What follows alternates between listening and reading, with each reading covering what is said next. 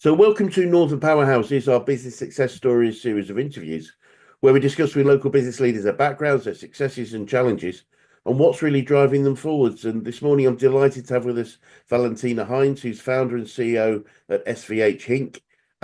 Firstly, Valentina, thank you so much for spending a bit of time with us. And if you'd like to introduce yourself, SVH Inc., what you do, how you help people, that would be wonderful. Thank you, Chris. Thanks for having me. I'm Valentina Hynes, founder and CEO of SVH Inc. CIC, which stands for Strong, Vibrant, Happy, and Incorporated. It's a social enterprise dedicated to transforming workplace well-being, leadership, and mental health. I'm passionate about creating spaces where people and businesses can thrive, not just survive. Um, I was the Businesswoman of the Year for Yorkshire Choice Awards 2023. Feels like forever ago now. I also I'm also one of the Wise 100, it's the Wise 100 female founders for social enterprises in the UK. And SVH Inc. is also on the SE 100 top SE 100 for social enterprises in the UK. This is Wow. a list created by NatWest. So it's been a very encouraging, challenging journey, but that is me in a nutshell. That's amazing. That's amazing. And just looking at some of the things that you do, there's a range of different things you can help people with from looking at your website.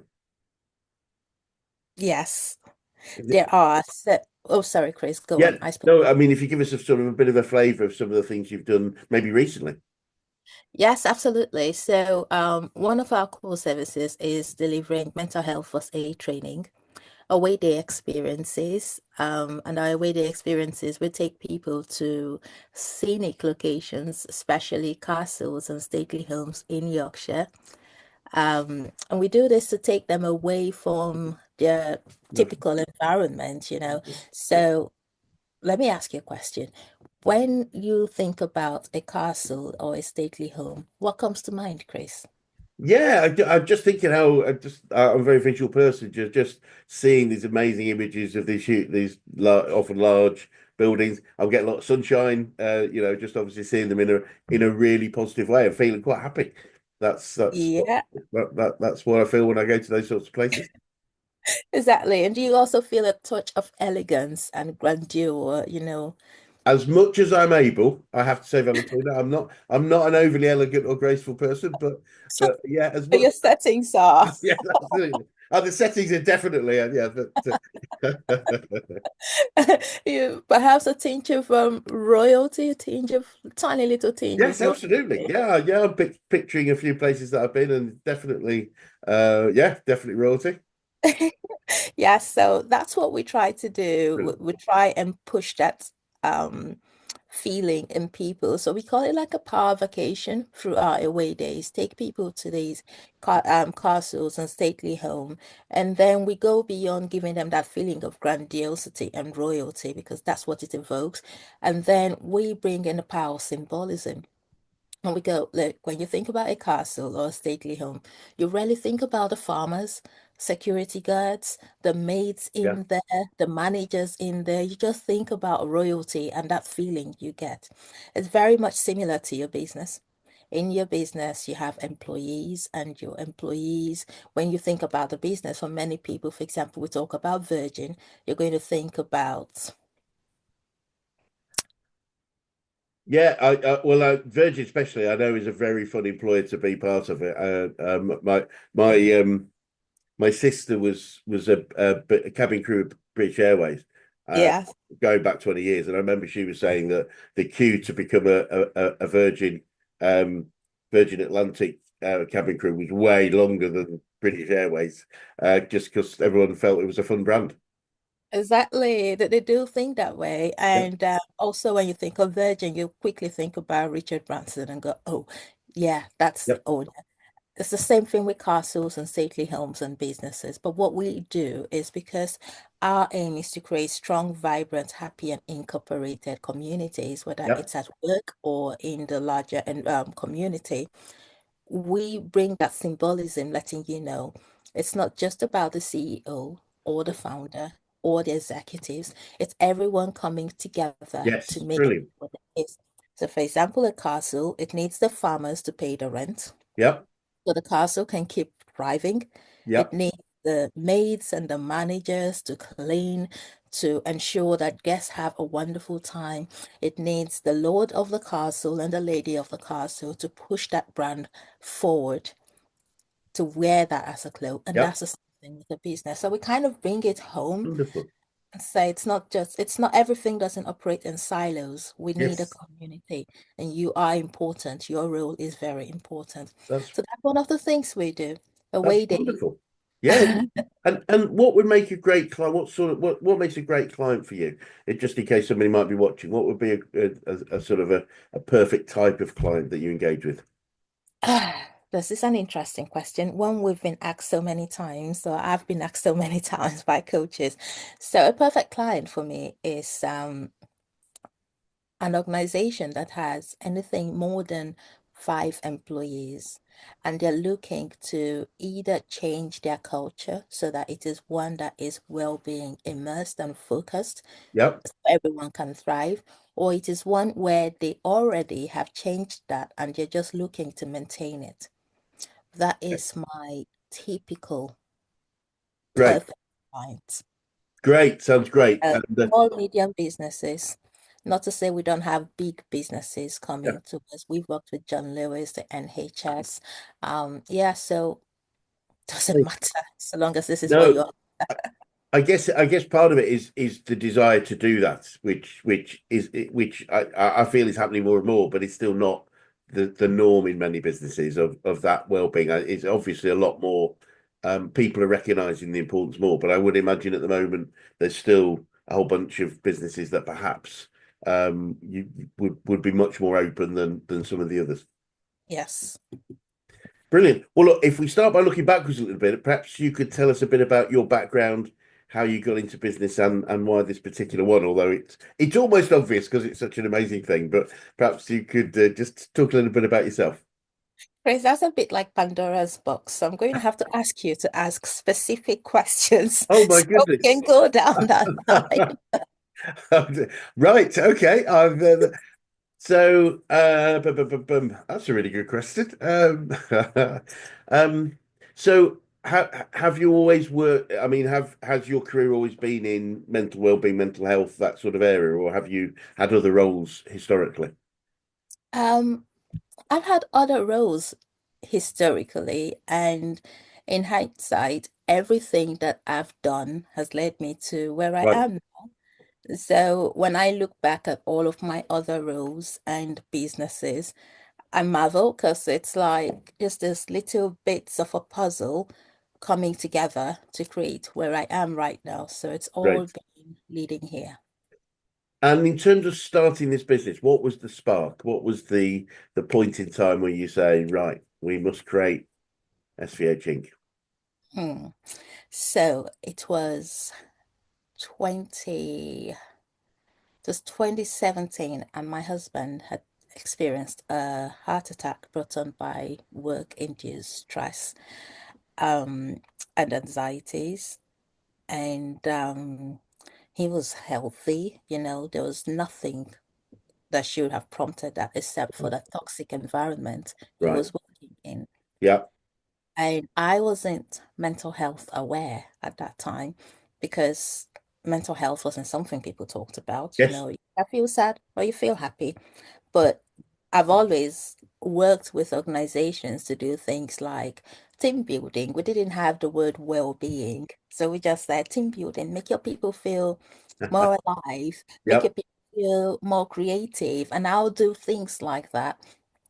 But looking at an organization's culture from Yeah. the lines of well-being wasn't something that I was familiar with, so many people in my circle and network were familiar with. But looking at my husband, and he would get emails at 12 a.m., 2 a.m. Oh goodness. Within 2 to 3 weeks of starting with this organization, they changed his role and he was suddenly doing something. He came on as a project director, sorry, and they added sales to his role. which Right. was never part of his role when he Goodness. was interviewed and hired. And so they would email him at 12, at 2, you've not met up with this target and you've not done that. So he would wake up panting, thinking, oh, I haven't done this. They'll send him away from town for meetings and they say this is a 1 day trip and he would leave, but he wouldn't get back for a week with just the clothes on his back. That's all he left with. And this is quite a reputable organization. Goodness. But the culture was Yeah. toxic. It's very much always on. And so in hindsight, the signs were there, but we just thought, in hindsight, we're like, oh yeah, you're good, you're good. You just have to kind of deal with it. That's how we saw it then. But Yeah. yeah. No, yeah, I totally get it. It's like you just have to suck it up, don't you? That was the advice. Just get on with it, and not realizing the damage that it can cause, and the potentially violent nature of the problem, and obviously heart attack being very significant. Absolutely. Um, Yes. It was quite significant because one of the things it did was it made us when he left the organization after the heart attack and realizing this just wasn't working and he almost died, it led to me leaving my community, leaving my family behind, leaving my friends behind. And I started to look into mental health and well-being, especially in the workplace. And that's when I decided, hmm, there's a gap here. We need to come in. We need to make it different yeah, because workplaces need to be more of a community. We spend most of our time at work, whether you're remote yeah, working or you're working on absolutely, spend so much time at work, you get to know your colleagues, but the way the traditional work environment has been created, you don't really need to know your colleagues. Your yeah, colleagues just say you're there for work and that's what it's there for. So that's what started that interest and that curiosity studying it, but looking at the impact on us and the impact on my country, my birth country. And then I started to look at other places and how stepping away from work doesn't just affect the organization because now they have to pay extra to either recruit someone new or pay for the sickness leave that the person has taken. yeah, Now it affects your organization, it affects the colleagues because they have to work extra to cover up for the person who stepped away from work. It affects a person's family because family has to step up to take care of this yeah, person and nurse them back to health. Now, it affects the community because the family belong to a community and this person also belongs to a community. And if one person is sick and unable to function properly in a community, that's going to spiral out to others. And before you know it, it then affects the economy of that community and then eventually goes on to GDP and all of those things. It might be a very tiny, minute fraction, but we need to recognize that one person alone creates a ripple and yeah, that ripple goes out to other people. absolutely, So yeah. that's why we have SVH Inc. Goodness, absolutely wonderful. What a great story, and obviously clear, very strong purpose. And since you founded the business, what are some of the key challenges that you've had to overcome so far? Well, the first challenge, Chris, was founding a business in a society that I wasn't brought up in and I wasn't born in.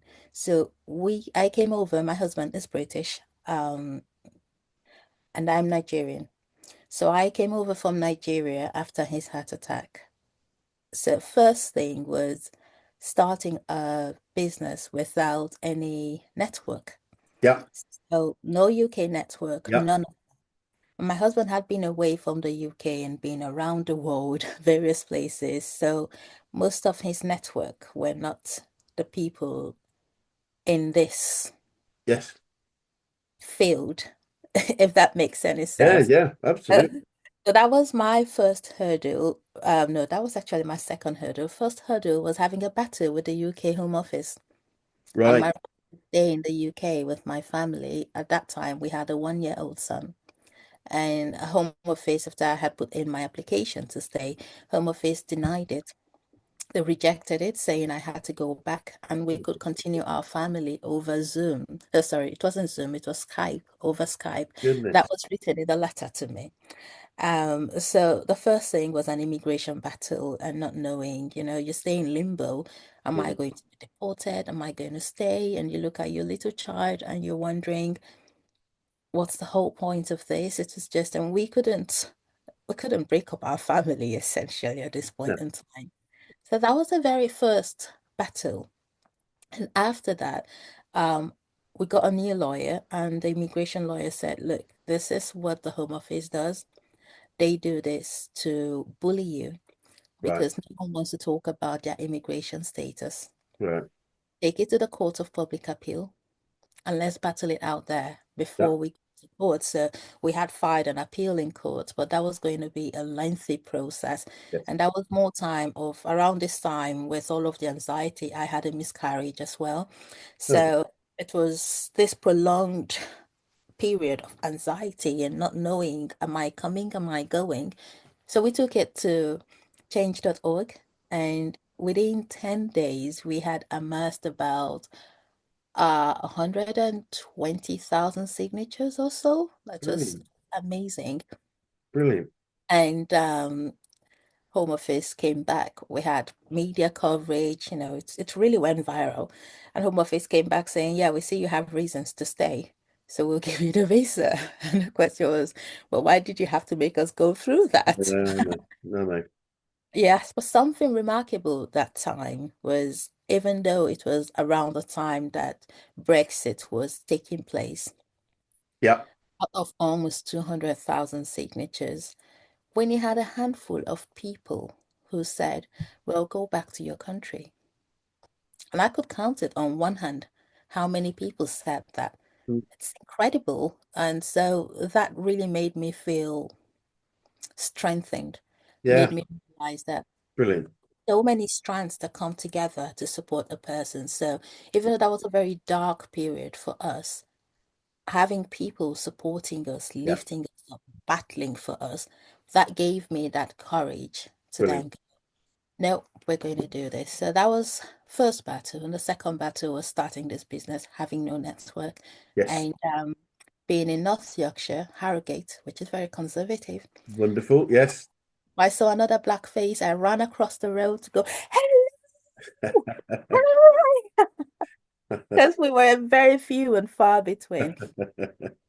So, yes, being in a place where there weren't many that looked like me, that was a challenge. So Mm. I didn't feel like I had that identity like that. So it's really, really called on my courage Yeah. and determination to push through.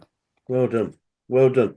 And Thank you, uh, Chris. yeah, no, really well done. And now you have a business operating significantly in the area. What, and just looking at from a business perspective, what are some of the things that you've learned about growing a business? Hmm. So the first thing is find your circle, find your tribe. Right. Yeah. That Yeah. is very important. At Yes. first, when you start, you're going to throw mud everywhere. You're going to make ripples and try and Yes. um, be part of everything. Yeah. This is an essential part. It's an essential first step. You're going to try and be part of everything because that's where you start to find your people. Yeah. But it's important to be aware while you're doing this because you could easily get lost in that process of trying to get to know people.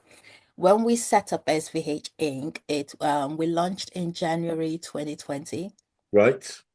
and then in March we went into lockdown. Yeah. But in January when we started, I had a baby. I had a 6-month-old baby at the time. Goodness. So we'll go for meetings and I'll have the baby in a sling. And he was sweet. A lot of people didn't realize my husband would go, you can't go for a meeting carrying a baby. I'm like, what's your alternative? can't leave a breastfeeding baby at home. Oh So goodness. we're going to go for these meetings with the baby in a sling. And people were quite accommodating. So one thing I realized was we place undue pressure on ourselves because Yeah. we're trying to fit into a norm. Yes. If you know this is what's going on, this is what I can do, but I have to do this, people will adjust. So do you, Yeah. everyone will adjust. I went for my meetings with baby in a sling and they were all Brilliant. successful. I pick up the phone and call. So that was it. Just find your circle, get to know them. That's the very first thing in building a business. And just being self-aware while you're doing all these networking things. Not everyone belongs in your tribe. Yeah. Yeah. Goodness. And yeah, no, I just sort of imagining all those things happening together. It must have been a very, very challenging time. And we met. Obviously, I know you're aware we're a business coaching organisation, and you mentioned coaches earlier. I'm keen to know who the best coaches you've worked with, whether that's business, sport, life in general. Who's had the most influence on you? Okay, the person who's had the most influence on me isn't a coach. But in coaching, when it comes to coaching, I joined one of the things that helped me because we went into lockdown straight after the business was launched. And I was also operating as a business person from a different community, a different society. How we did business in how we do business in Nigeria is completely different from how you do business Right, here. I right. had to learn one, I need to tone it down because I can't come across as too aggressive. Because to the Nigerian, that is it. I have to bombard you with information on what I'm doing. I have to keep Right. going. And here, I have to be much more subtle, much more covert. I have to just flash, and find the right people, which is very challenging. So that was one. And then I found out about NatWest Accelerator. I don't know how I found that out, but I applied to it at that Yeah, time. One of the things they do is they give you coaches. So you have a coach that would work with you one to one, and it's free. I applied initially and they rejected me because the business was new. It was too new for them. They were yeah, too big for us. And yes. then lockdown came, and they quickly opened the doors to everyone.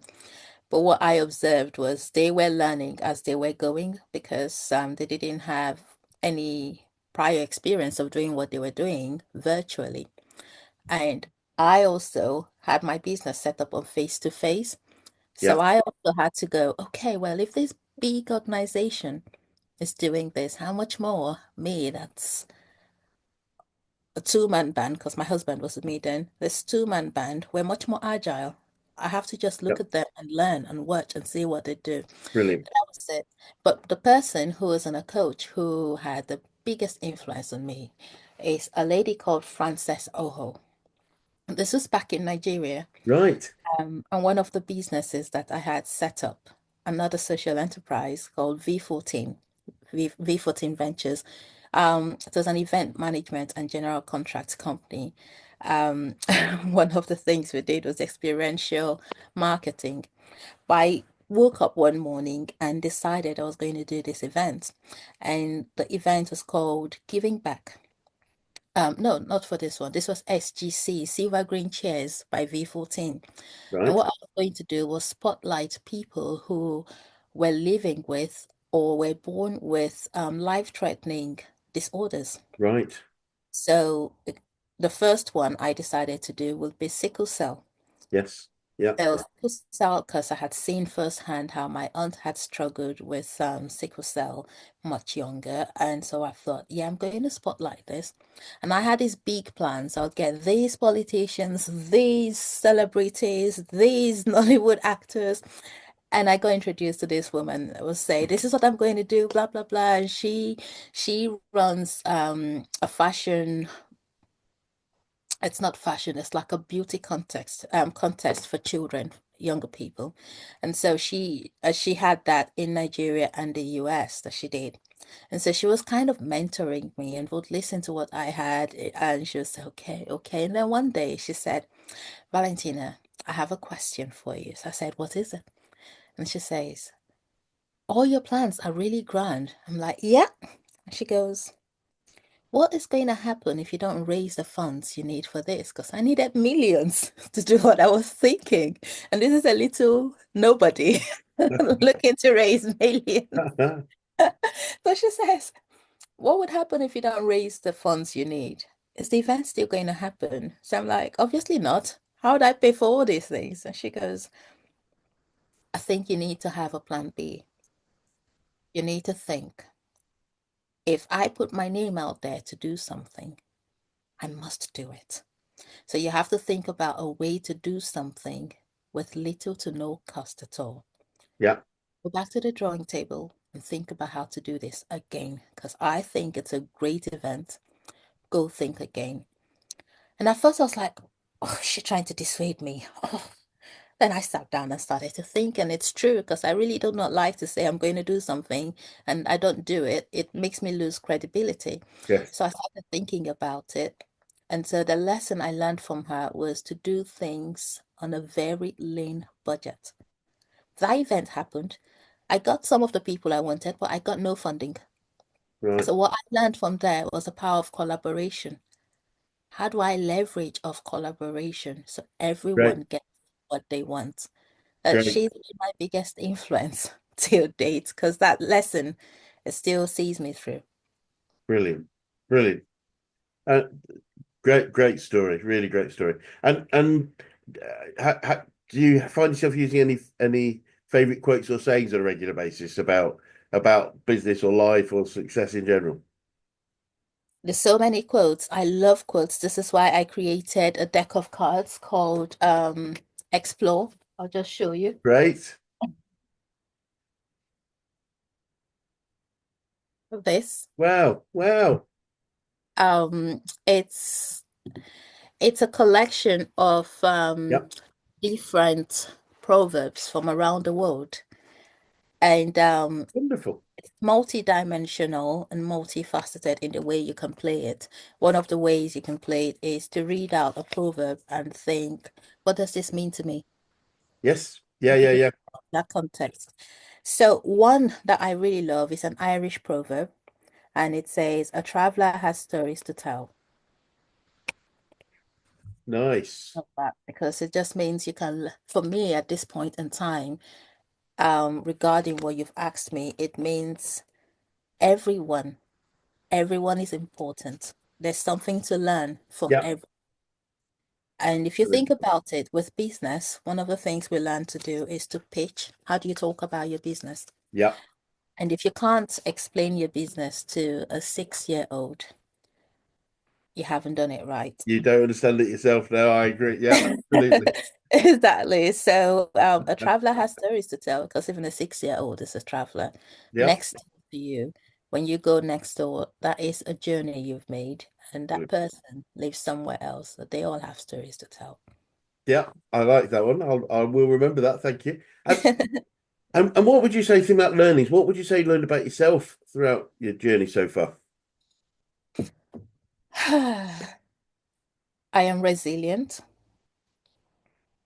I am creative. I am adaptive. But above all, I am very community focused. Yeah. Social enterprise is right there in my DNA. Yes. So it's always been purpose over profit for me, which is one of the reasons why SVH Inc. pivoted into becoming a social enterprise, an Brilliant. officially recognized social enterprise, Yes. because we set it up as a partnership, Yep. which meant profit, profit, profit. But I was spending all of our resources doing things for the community and not being able to get funding for it. And one day someone said to me, and this is another learning curve because in Nigeria, you're either a charity or a business. I like money, I like profit. So I thought I'm going to be a business. Yep. Social enterprise sits neatly between both words. Yes. You have profit and you have purpose, and you take some of that profit and support your purpose. You create a community.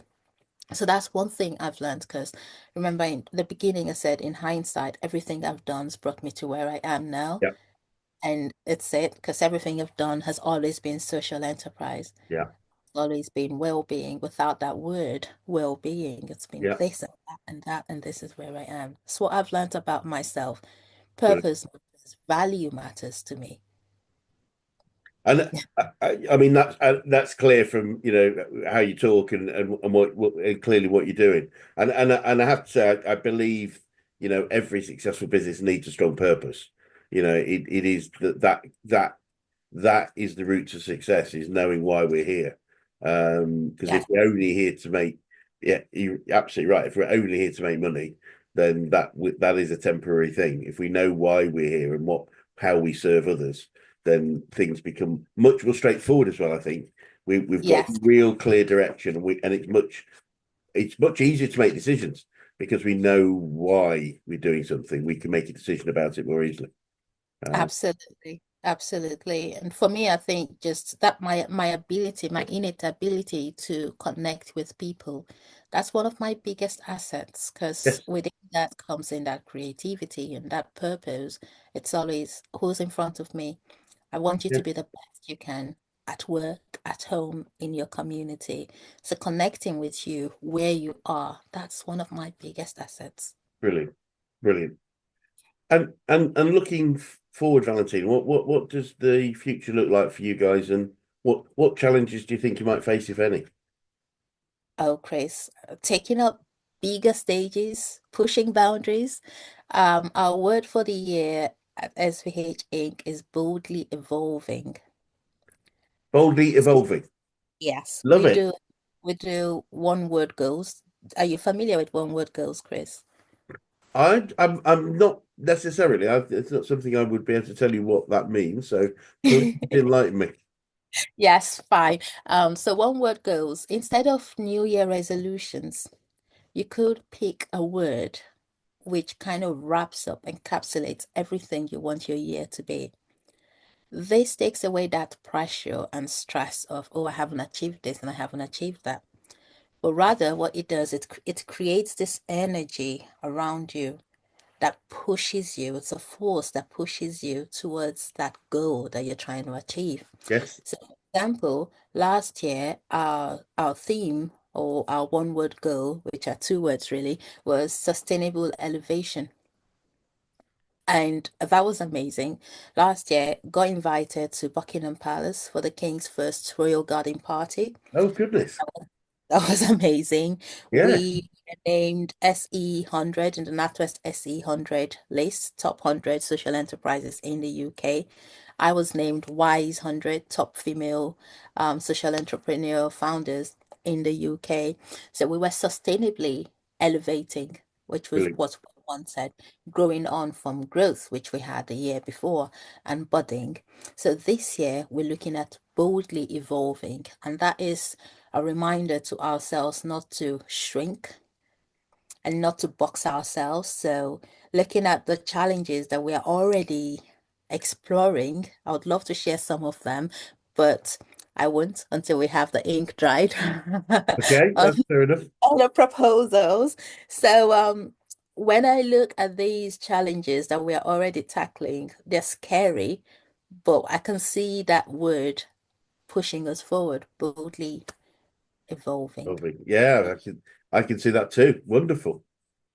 Thank you, Chris. No, yeah, no, well, and let's come back when you've got those things, the ink's dry and it's all sorted, and be good to be able to talk about those things that you can't at the moment. And I'm keen to know what you'd say to anyone that was thinking of going into business right now, Valentina. What did you say, Chris? I'm keen to know what you'd say to anyone that was thinking of going into business right now. Start before you're ready. The Great lessons one. come from action.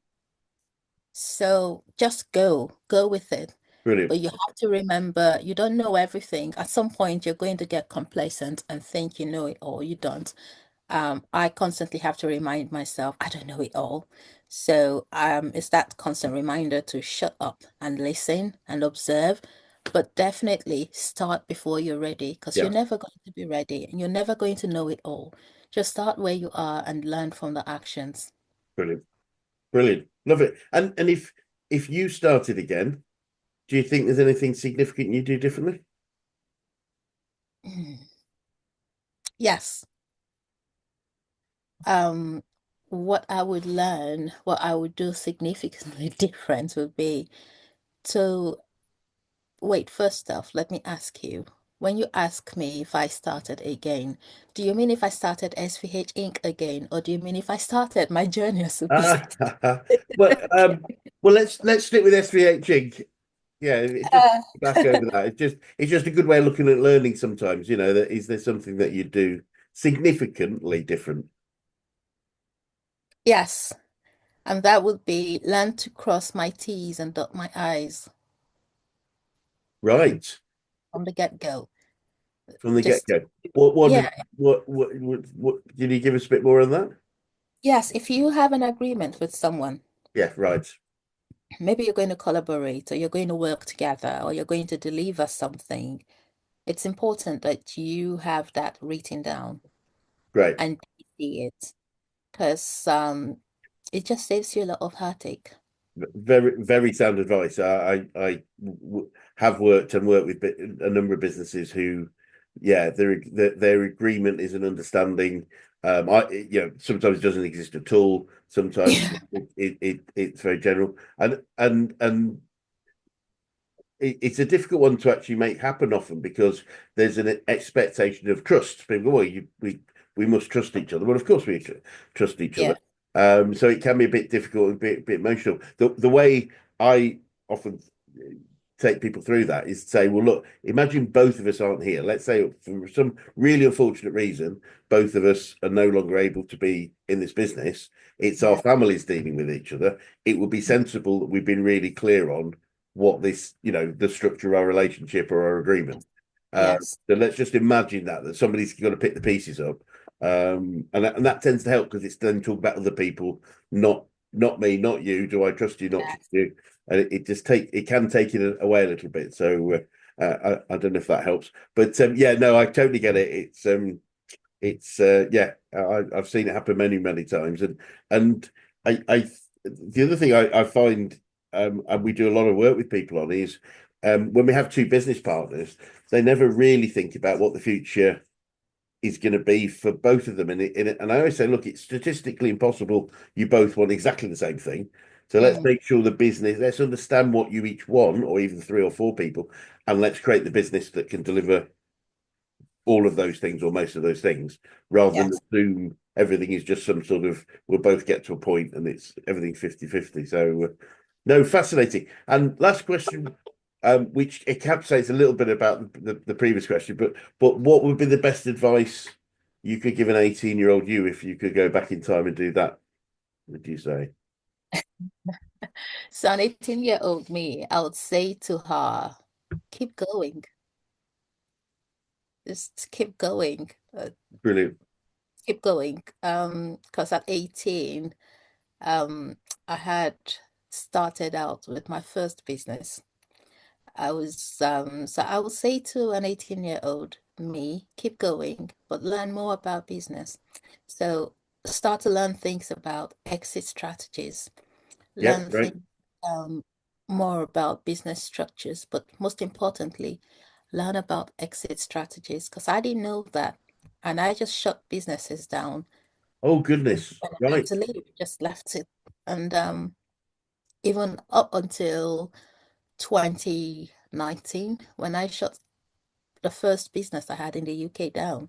So, because it was a mother baby dance class. So, for mothers to wear their babies while Lovely. dancing. And Yeah. that was birthed because my baby at the time, remember I said when I launched SVH Inc., I had a 6-month-old. So I actually launched two businesses while I had a Goodness. newborn. So with the baby dance class, it was because my baby wouldn't let me be. I had to hold him Right. constantly Yeah, and yeah. dance with him. One day I thought to myself, I bet there are other moms who are experiencing the Yeah. same, who remember what it was like to go out clubbing and dancing. And now they can't do that. They look at their bodies and they're like, mm. And dance just helped me find myself. So I started YOLO Dance, which is a mommy and baby dance class for moms. Lovely. We just danced and you wore your baby and we just danced. And then COVID came and I tried to keep it on virtually. But the fast truth for me was my baby was also growing and I couldn't wear him in a sling Yeah. anymore. Yeah. So it just felt, nah, just shut it down. But in hindsight, I could have franchised it. I Yeah. could have sold it because it was growing really Yeah. quickly, getting press coverage, getting people in. I could have done so much with it, but I didn't know about things like exit strategies. So I just shut it down. And I Yeah. said to everyone, I'm really sorry. This was probably more of a hobby than a business. So that's it. That's yeah, no, it's very sad, and I mean, we do a lot of work on that, and one of the things that we operate, one of the principles is a true business is the definition of a true business is a commercial, profitable enterprise that can work without its owners. Mm, So absolutely. so then it becomes something that's either saleable or we can just keep running it. It can be running by somebody else, and we still Mm, benefit from it. Still provides the benefit to the community, but also can provide us with the financial rewards without closing it down. And I unfortunately, you bang on. I've seen too many businesses that have just been shut down because they were about the owner and they never managed to create that strategy. So very, very sound words of advice, words of wisdom there and advice. Valentina, thank you so much. It's been delightful talking to you, and it's great to have met you and to understand more about what you're doing, but also how you've come to be running your business and the clear purpose behind so much of what you do. So it will be great to swing by another 12 months and find out about some of these new initiatives that you're doing. But for anyone that's watching right now that'd like to get in touch with you or SVH Inc., what would be the best way to do that? Yes, visit our website. It's www.svhinc.co.uk. Brilliant. One of the things that we've been doing since October last year is creating well-being offers based on the awareness calendar. So, for example, this month throughout March, we're doing a project, an initiative which we've tagged Rooted in Action. So, Rooted in Action is a planting workshop where we also have a conversation cafe. So, what we've done is use the symbolism of planting. So, we're keeping you right there in the moment. And you're planting a seed. We've planted different seeds. So far, we've done chives, we've done sage, we've done sweet pea, and radishes. And we link it to women and the multifaceted nature of women, how they need that nurturing to grow. So it's a planting workshop, but Oh, centered on International Women's Day. This brilliant. is one of the things we've done for March, and for May, June, we have different offers. So definitely check our website out, go to the project section, and you see what we have available. Wonderful. Well, as I say, thank you so much for your time today, Valentina, and it'd be great to catch up with you again at some point in the future. But for now, thank you so much. Thank you so much, Chris. It's been lovely chatting with you. Thank you for the time. Really has.